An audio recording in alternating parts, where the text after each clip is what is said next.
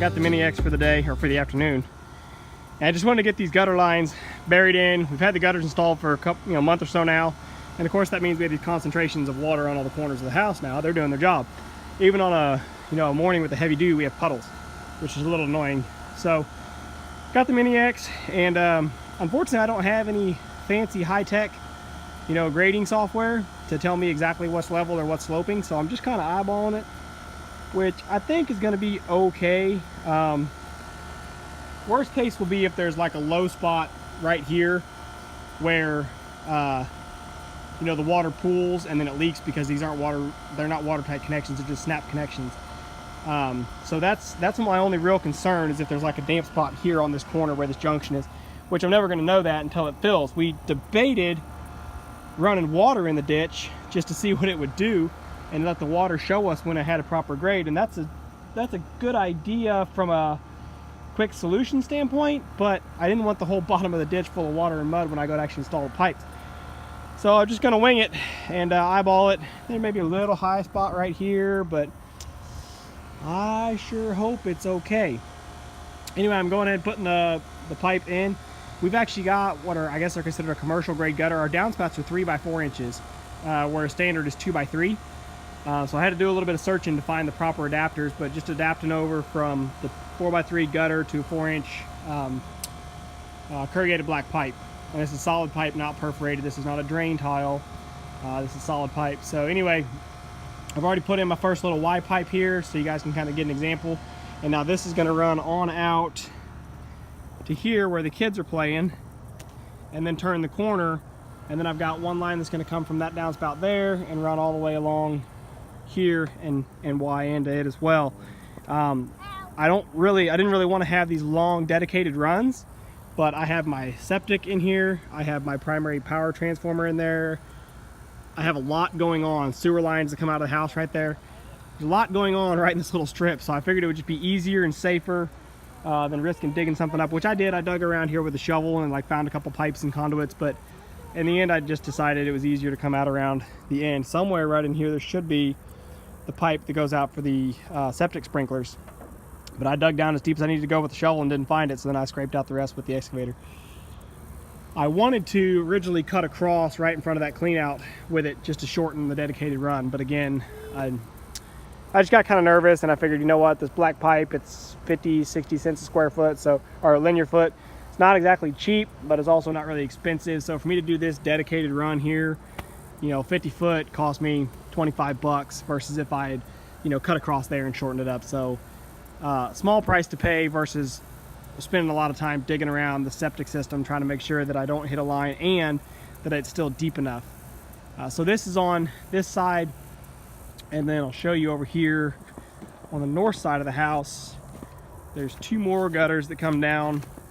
So we've got that gutter in the middle of the house, that because we couldn't have a downspout come down onto the deck, but we do have a downspout right here that catches all the runoff from the deck itself. So I've got to connect that one in. So on the north side of the house over here, still got trash from construction that I haven't got around to cleaning up. No surprise there. That'll take me another 2 years or so. So there's a downspout up here on the front corner, just like there was on the other corner. So I've got to come around this side of the house with that, tie in with here, and then we'll run this on out and around the edge of the fence there and tie back in, so they all come together and then they all drain out to the pond. On this side of the house, I might not really even have to dig a ditch because it already drops off so steep from the house anyway. I may just lay the pipe on surface right now and then just fill over it with dirt, later. So I'll probably just come through with the excavator just to kind of clear a path, make sure I can see everything, and then I'll just lay the pipe on the ground. But yeah, something new to me. This is the first time I've ever even thought about installing gutter pipe or drain tile, and it's pretty easy stuff. So if you got a project like mine, get after it. All right, so there you go, all laid out. Like I said, I highly doubt it's perfect, but hopefully, so long as it mostly is downhill from there to here, it'll be okay. Worst case is it's not downhill, and I don't know, then it's no worse off than it was. Only now we at least now we'd be hiding the water under the ground and not be on the surface. So hopefully the yard stays a little bit not so mushy, which of course getting some grass planted would certainly help that, but been putting that off for obviously to do this. So anyway, you can see now how the lines come together up there with a Y, come down here to this Y, and then it goes on out, which that's just loose ended for right now.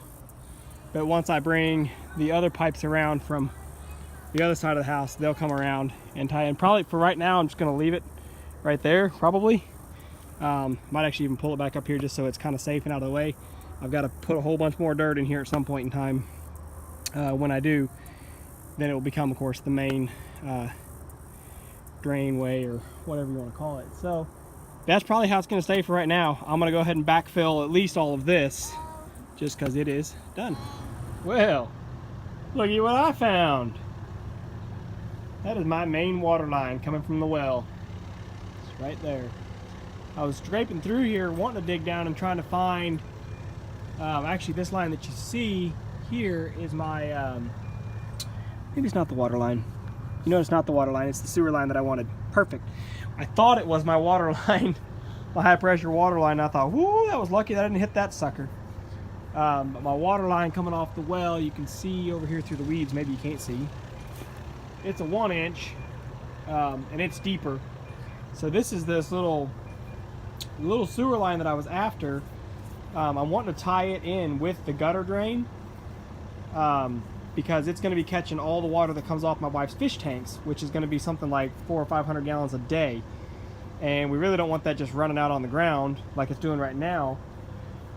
So we're wanting to capture it and at least redirect it to the pond is the plan. I'm not really sure about what that might do with like a nutrient bloom. I'm not too worried about it. But that's the plan anyway. So actually what I need to do, I was thinking it was the main water line, but since it's not, I need to come back over with the excavator and take this whole ditch deeper. What I'll do is I'll turn this drain line 90 degrees, take it that way, and then I'll tie it in with the gutter line somehow. They don't make a standard fitting to do that with, so it'll parallel this gutter pipe coming through here. It'll parallel it over to there somewhere, wherever I can get a safe point where I think it's low enough, and then I'll tie them both together. And then of course this gutter line will tee in. So let me go grab the excavator and run back up here and make this whole ditch a little bit deeper.